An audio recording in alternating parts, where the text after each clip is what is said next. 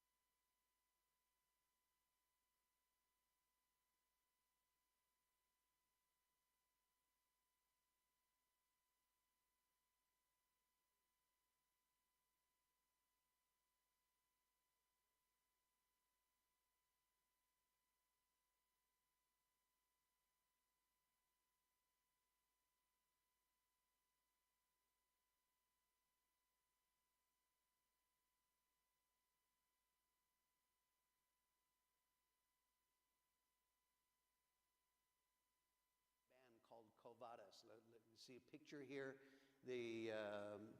This is some of the crowd. That's the band there. And then the next picture, this is actually the band Quo Vadis that came and played. And again, young people came, total sinners came, and then the gospel was preached and people got saved. So for many of you, if you're a part of our church, that's just as normal as breathing. That's the way it's always been. This was absolutely revolutionary. Is you could put on an event that in some way would attract sinners. And so numbers of our concerts were initially at the Boys Club. At the Boys Club, a young teenage demon named Tom Lehman helpfully threw in an M80 firecracker, which is basically a quarter stick of dynamite, threw that in there. And but God has a sense of humor. Tom Lehman eventually got saved, is in our church today. A young lady came and got saved.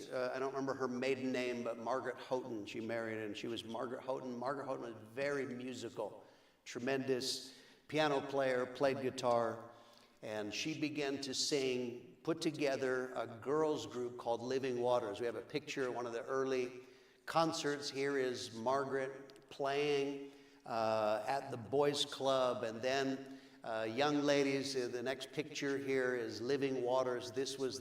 There were numbers of permutations as they would get sent out. They'd bring in new girls and whatnot, but you see here, I know it's at an angle, Margaret's playing. That's Bobby McKinney. She was Copeland then. Veronica, I don't remember her last name. That's Mona Warner's sister. Diane Russell, Patty Dunlap, if I remember right. Our own Kathy Garfield. Kathy and the blonde, she was saved in the very first Boys Club concert. My sister Sharon, my sister Karen. That's Janet Payson, as she was then, now Janet Foley.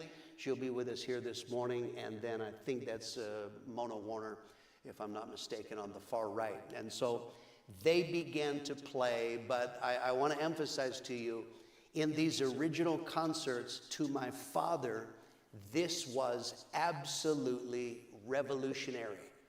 You could draw people. You could do something and sinners would come, and then you could preach them. So here's a lesson that we use to this day, and that is the lesson of outreach. So the idea, my dad had been raised, you wait for sinners to come to you, which by and large across the world hardly ever happens in any churches. Talked to a man the other day. He said that his grandson has been going to a church for 2 years. In 2 years, not one person has gotten saved, nor have they made any attempt to go out where sinners are in any way. Outreach, reaching out. You have to go where sinners are. We didn't wait for the sinners to come to church. We went out into a neutral venue to reach them. So outreach is find a crowd, right? There may be an existing crowd. Why are they there? They're for a sports event. They're in a park. They're at the lake, whatever. Where will a crowd be? You could go where a crowd is and preach in some way. Or what the concert ministry was, create a crowd. In this instance, you're thinking, what would someone unsaved be willing to come to? And in this case, it was music. That is the principle that we use to this day. Find a crowd, create a crowd. I'm not talking about now just personal witnessing. I'm talking about an outreach. An outreach, therefore, can be anything. Literally, you are thinking. We have, I remember many years ago, one of the guys in the church, he held a menudo night. Now, to me, that's not very exciting. Intestine soup is not exciting to me. But that is something that attracts people so we can preach. There can be literally anything. And we've done all kinds of different events. But that is something, that principle is now foundational to our fellowship. We do not, in our fellowship, wait for sinners to come here. We are going after them, and in an outreach, apart from just one-on-one witnessing on the job or school or whatever, outreach, find a crowd, create a crowd. We use that to this day. And what I want to emphasize to you, the idea for outreach did not come from the pastor. My dad did not wake up and suddenly say, rock and roll is the answer. It was someone who said, in the congregation, who said, you know what? I think that people would come if we did this. And that is true to this day. Many of our outreach ideas, if not most, have not come from the pastors. They've come from people who are thinking, how can we attract sinners? Another lesson in the early part of our move in the Jesus movement. Here's a lesson that has to do with the priority of personal witness. Very common in churches that people who say they are saved never witness. I could have quoted statistics for you. It's a very small percentage of Christians ever tell someone unsaved about Jesus. Lisa and I, we lived in Perth, West Australia. We went at least once a week to a local place where they shopped in Australia. Originally, they didn't have indoor malls. It was outdoor, kind of on the street. We witnessed there. For years, there was no other church ever that witnessed, except for one Church of Christ had one man who would witness and would be there at the same time. He was the paid witnesser for the church. So the church said, sinners need to get saved. Someone needs to witness. They hired a guy. That was his job, was to witness, and their job was done. Right? So this is very common. There are people, sometimes they've said, you think you act like you're the only Christians in the city. And I say, absolutely not. We are not the only Christians in our city. But if you had to measure it by how many other Christians ever witness, you would think so. We don't have any competition. You know what I mean? It's never like, man, it's so crowded here with all these Christians witnessing to sinners. We better go somewhere else. Because it's very common, Christians don't witness, but real conversion produces a desire to tell other people. This is a mark. You can tell whether someone has the good. There are a lot of people that pray the prayer, right? Actually, I tell the guys when they're giving report, they say, we had 10 people give their lives. We don't know whether they gave their lives yet. What they did is pray. How do you know whether someone really got the goods? Do they want to witness? Because there's something normal about someone whose life is changed. John 4:28 through 30. Then the woman left her water jar and went back to town. She said to the people, "Come and see a man who told me everything I ever did. Do you think he might be the Christ?" So the people left the town and went to see Jesus. Okay, that's the pattern of real conversion. She meets Jesus Christ. What is the very first thing that she wants to do?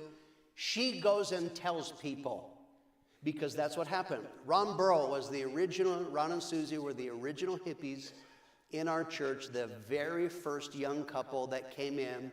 And from the moment that Ron Burrow got saved, he told everyone. He was a witnessing machine. He had been a part of a local band that was just achieving some success called Eden. And in his conversion, God convicted him that he should not be playing for the devil anymore. And in the middle of a concert, made up his mind, I am quitting the band. He told his half-brother, Walter Portugal, I'm quitting the band. You can bring my guitar, my equipment home. I'm out of here. Eden continued on. Got a picture here. Here is Eden. They continued on. They were going to try to still make it. They had just signed a contract, recorded a couple of tracks. They were going to keep trying to keep going as a three-piece. Ron Burrow, here is Steve Haru in the right picture. Steve Haru's on the left. Walter Portugal, that's Ron's half-brother. Kurt McKinney in the front. Ron Burrow wanted them to get saved. He wrote them each a letter every day and would tell them. There was no email in those days. Every day he wrote them a letter witnessing and telling them about Jesus. And ultimately, all three of these young men, they all got saved as well. So witnessing actually becomes the foundation of our church. Because Pastor Mitchell now understood this. Every believer should witness. It is wrong for us to hire somebody to witness for us. If you are saved, you should witness. You don't have to be a pastor. You don't have to go through a class. The moment you get saved, you should witness. And Pastor Mitchell began to preach this. We began to practice this. This is very common in the Jesus movement now, starting in the late 60s. For us, of course, it started in 1970. Early in 1970, we began to get these people saved. And when hippies got saved, they immediately began to witness. This is what happened all across America, not just our church, is they would get saved, and everywhere they went, they would witness. They would tell people about Jesus. Very, very common. I told you that Ron Burrow wrote letters. That is what happened, even in our church. Michelle Greeley came over to attend Prescott College.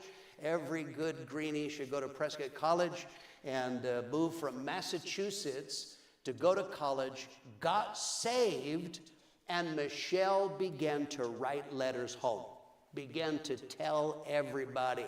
And here, Bruce Cutter is here today. I don't know if Steve Welch ever got one of those letters, but she wrote Mark Olson and various ones, and telling them about Jesus. I said last week, all of those that came from Massachusetts, a lot of that was just letters home. Some of you can't relate to not having a cell phone and easy access. Back then it cost money to call long distance. And so what people would do, they would write letters. But personal witness is foundational to who we are.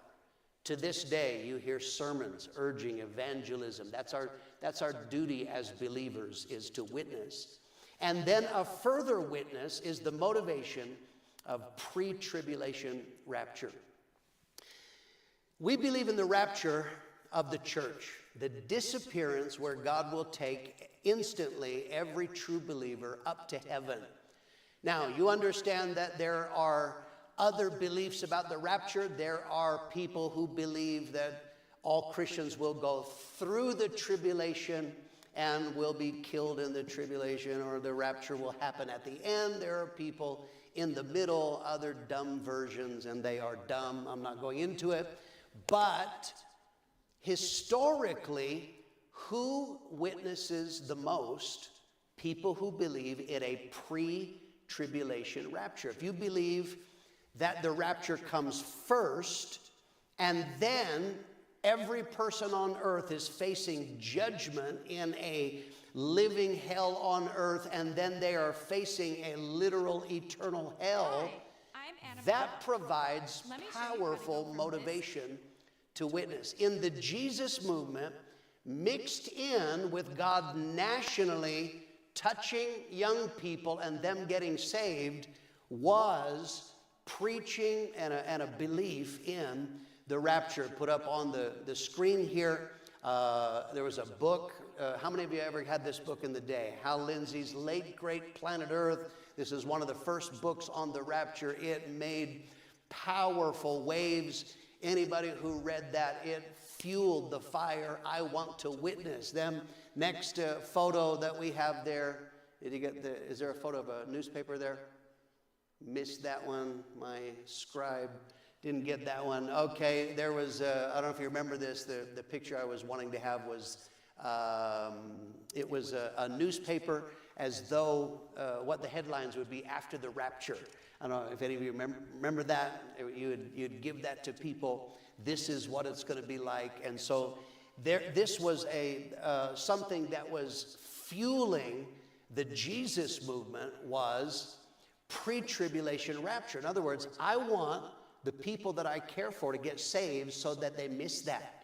If you believe in post-tribulation rapture, you don't have that motivation.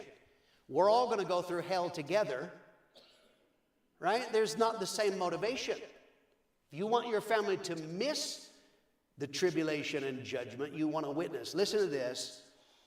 Preston Nix, he's a scholar who studies the Jesus movement. He says one of the biggest things out of the Jesus movement was that we wanted our friends to be saved. We wanted everyone to know the Lord. The signature song of the Jesus movement was Randy Newman's "I Wish We'd All Been Ready." We didn't want our friends to be left behind when the rapture came. And that was true. The Jesus movement is the motivation. We understood when the rapture comes, all opportunities to evangelize are finished. John 9, verse 4. I must work the works of him who sent me while it is day. The night is coming when no one can work. Okay, that is a truth. Jesus said that's how I approach life. Night is coming. In those days, they didn't have lights. So when the sun went down, you stopped working. There, no more. He said night is coming. When the rapture happens, there are no more chances. If you want to witness to your family, you better do it before the rapture, because there'll be no more chances after. And so that was foundational. We believe in the pre-tribulation rapture. To this day, we've never deviated from that. We still preach that, and that is still a motivation today. Moving on, I told you Ron Burrow began to witness to the other 3 members of the band that he had played with as a sinner, Eden. They all got saved, and so now Eden began to play for Jesus. When Don Madison came over and brought his band, he heard Eden play, and so he invited them to come to La Habra, California, to play at his coffee house ministry that they had in La Habra. It was called The Vine, and he also wanted them to come and record some tracks. He had a compilation album of various bands that were going at that time. So I got a picture here. This is Eden playing. That is The Vine. This is actually where my dad, Ron Burrell, and Ron Jones initially saw the whole idea of a concert ministry or a coffee house ministry. This is Eden. Now they're saved, and they are playing at this place called The Vine. Don Madison invited Eden to go on a tour with him. Covadas, the other band, and Eden. They were going to go on a tour doing outreaches through the Midwest. Primarily, this was universities. And they did this, and they did all kinds of outreaches at universities. So now, think about this. They got saved. Now they're touring, but they are separated from a local church. So 2 things about this is, first of all, it's not good for you. You've just gotten saved, and now you're not hearing preaching. There's no spiritual life. You're off being a star, and they discovered this is not healthy for you to live like this. But then the second thing was, while they're away from the local church, the local outreach is harmed. They could have been helping a local church, but they weren't.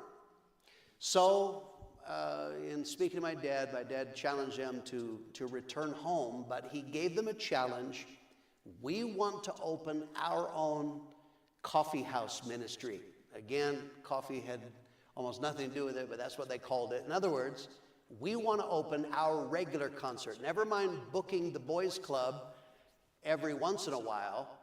We want to have a regular coffee house ministry like the Vine. There were numbers of these that were going on across America, but my dad challenged them, if we're going to have a regular coffee house ministry, you have to make a commitment. It doesn't work without commitment. All right, here's the lesson that we're going to have that is foundational to our church, is the power of commitment. Biblically, God honors faithfulness. What it means to be faithful, it means to be reliable. You can be counted on. So there are people who don't mind doing something every once in a while if I feel like it. You know, if there's nothing good on TV, if no one's visiting, the weather is acceptable, sure, I could make a contribution, but to be faithful means we can count on you. And Dad said, we want to open a concert ministry, but you have to make a commitment because God honors faithfulness. 1 Corinthians 4, verse 2. Moreover, it is required in stewards that one be found faithful. Okay, steward is a manager. God gives you something.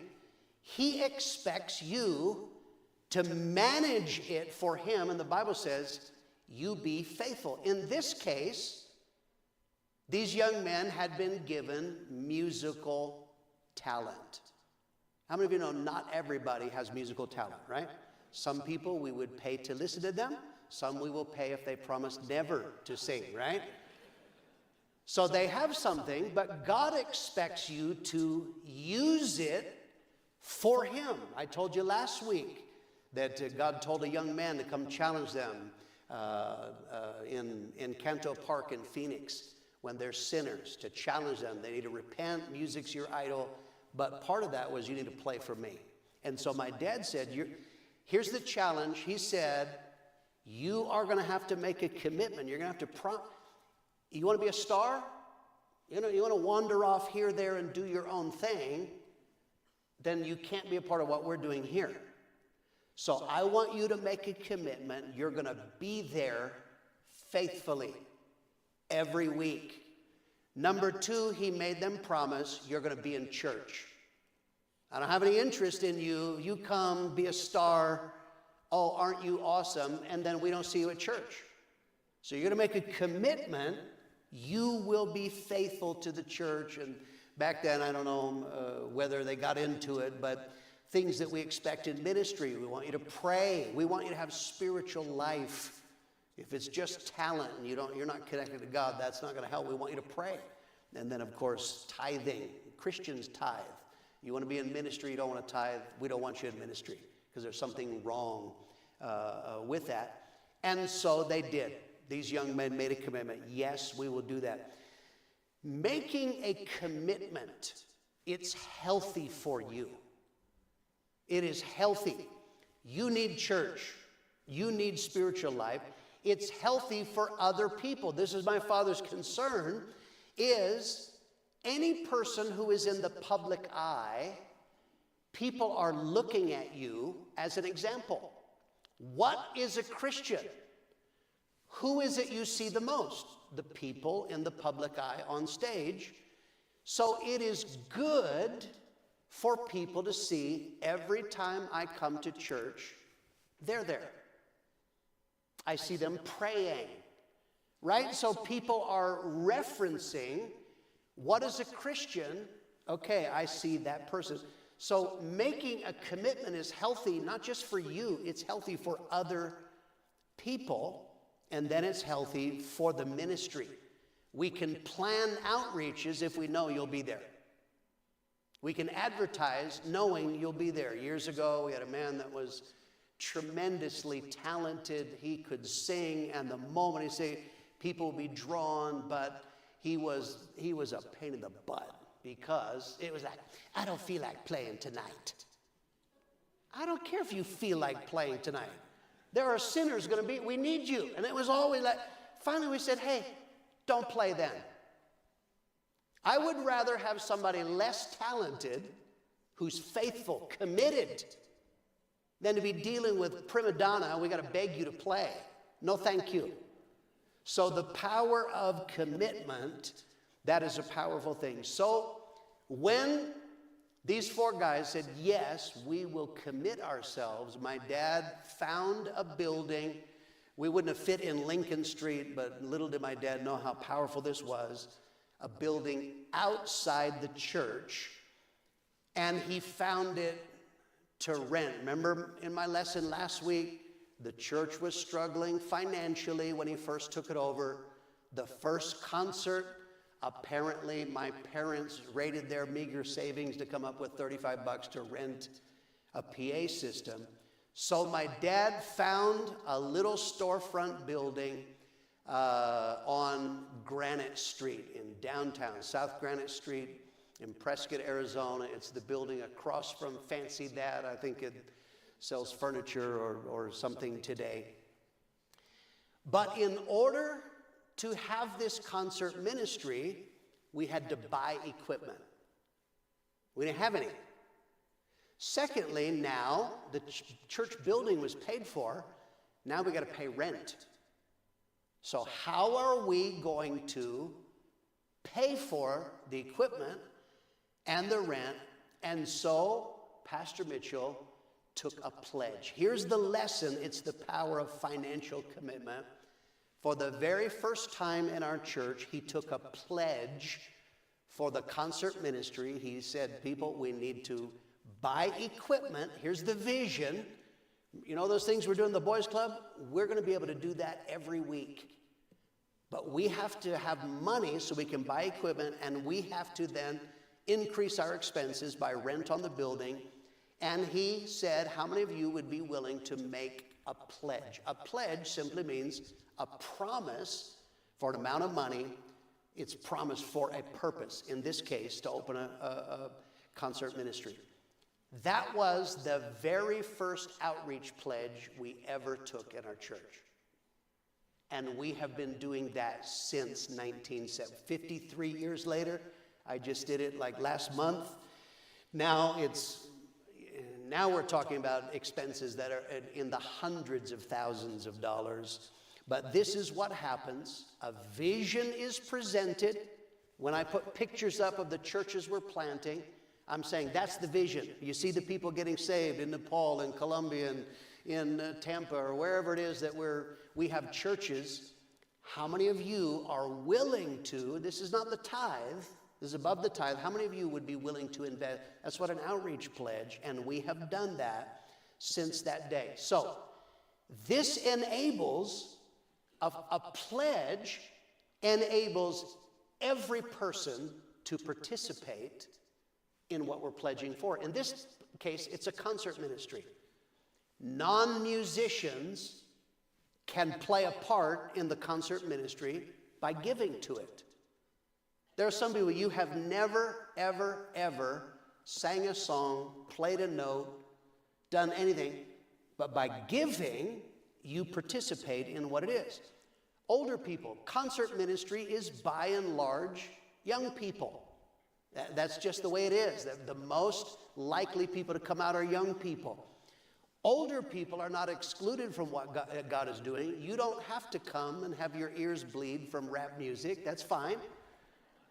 But by giving, you are now a part of it. And so in late 1970, we had this concert ministry. They were kicking around ideas. What are we going to call this new concert ministry? And Ron Burrows said, how about The Door, based on John 10. And in 1970, we opened this little building in Granite Street. Got a picture here. Here is the Eden playing now. Now they're playing for Jesus, having made a commitment, and they're going to play Friday and Saturday night. The concert in those days was 2 nights a week. It was 2 complete sets or 2 complete concerts a night. And that building was jam-packed every night with sinners, young people getting saved. Got another picture here. This is the building that you see there. You can see on the far right, there's Harold Warner. You see him, Ernie Lister. I see the Copeland girls, Rob Ray, Steve Haru on the far left. I think that's Janet Payson, Janet Foley right in the middle, and some others that are a little harder to see. But young people were coming and getting saved in this concert ministry. That was 1970. We have held concerts continuously since 1970. For 53 years, we still hold concerts to this day. Now, various locations. That was Granite Street. Then we moved. We had a building for a short time on Goodwin Street. Then the old Food Queen, we took that over. That went out of business. Food Queen on the corner of Alarcon and Goodwin.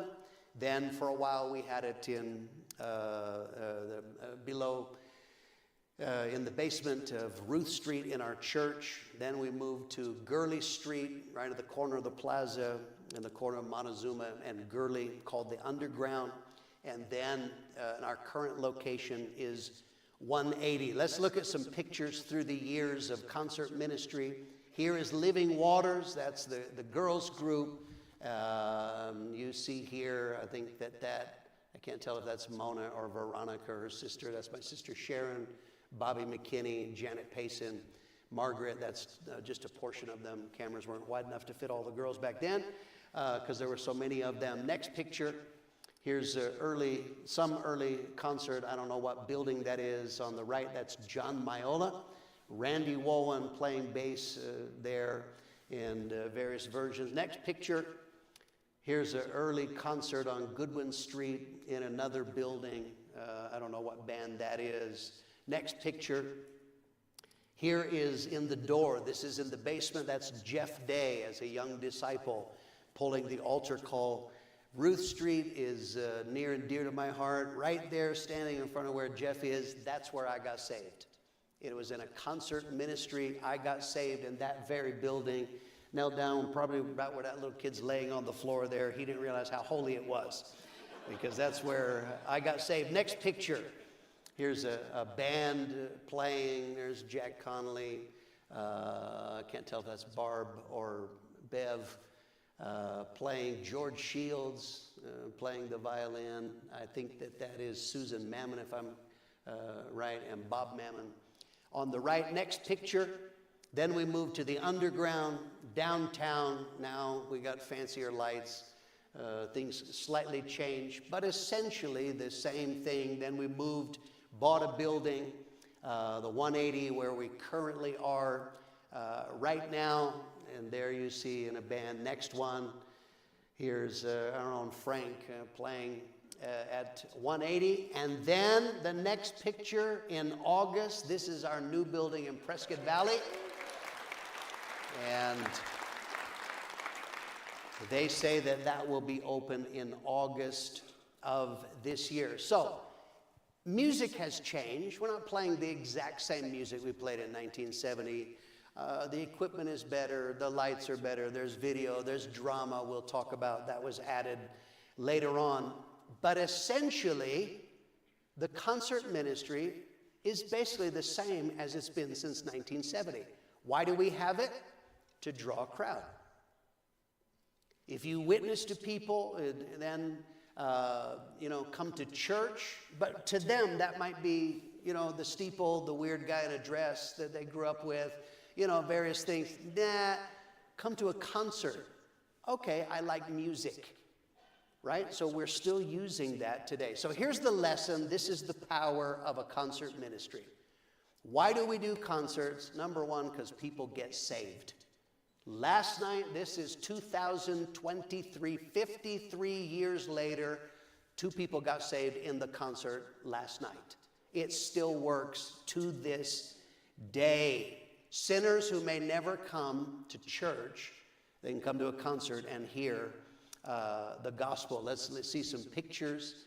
This is what it's all about. There's the Underground on the right, 180 on the left. People at the altar. That's why we do it. It's not about making people stars. I don't care if you're ever a star. I don't want you to be a star. Your head wouldn't fit in the building, but I want people to get saved. That's what it is. Next one here is various altar calls. And that is why we have concert ministry is getting people saved. Then we have, why do we have concert ministry? The lesson is the power of commitment to a larger cause. Jesus saves you. You can live, if you're not living in sin, you can choose what you do, what you want to do with your life. You can spend the rest of your life playing video games and watching Netflix, if you want, and just come to church whenever you feel like it. But if you do, you're going to be wasting the life that God gave you. You know what? It's very healthy that you give out to other people. So one of the things that happens in a concert ministry is sinners get saved. It's for them. That's primarily why we do it. But we have people who come also making a commitment, and they come and make a contribution. Some people, they come early and pray, establishing the spiritual dimension of what God is going to do. Others, they're witnessing before the concert, trying to get them out. There are Christians, if you come, you're attuned. Who is not saved here or might not be saved, dealing with them at the altar. Then we have people who play, they are musical, so they play in bands. We have drama, people involved in the drama. Then there are other people, they help with video, lights, refreshments, nursery. I think numbers of years ago, I counted up an average night. We have in our concert ministry about 100 people that play various different roles in putting on a concert ministry. That's healthy for you. There's something powerful about you giving out, not just taking. How can I give out? Concert ministry makes you make a commitment to a larger cause. And then, why do we have concert ministry? Concert ministry is training ground for larger ministry, for disciples. I pulled my first altar call in a concert. Concert ministry is profound because the pastors, while we provide oversight, we don't run it. We have a concert director. We have guys that are pulling altar calls. So what happens is you get a guy in an altar who is, or the concert director as it may be, Pastor, there were no visitors tonight, or there were visitors and no one got saved. And our question is, what are you going to do about that? Because that's training ground for pastoring. Young men, what we do is we plant churches. We'll get to that vision later on. But if you were in a city and no visitors were in your church, what are you going to do about it? You need a miracle. You need to learn dominion, how to pray through and cause people to be drawn or cause people to get saved. That's training ground. It's very powerful. We have, only the Lord knows how many hundred couples we've sent out of our church, hundreds of couples that we've sent out of our church through the years. Almost all of them had training one way or another in our concert ministry. Just look just at a few of these. Here's an early picture of Harold Warner before his accident. He's now paralyzed in a wheelchair. And this wasn't the concert. He didn't dress like that. He told me this was, he was going to preach in a church somewhere. This was an early promo for this. But Harold Warner was one of the early ones in the concert ministry. He learned to preach by pulling altar calls in the door. Next picture. Rich Cox. Rich Cox was an undercover narcotics detective, told me he was called. He looked like a dirtbag, and I said, Rich, you can't preach looking like a dirtbag. And Rich shaved, said he wanted to preach. Here at one of our early major events, I can't remember, this is the wrestling one or whatever we did.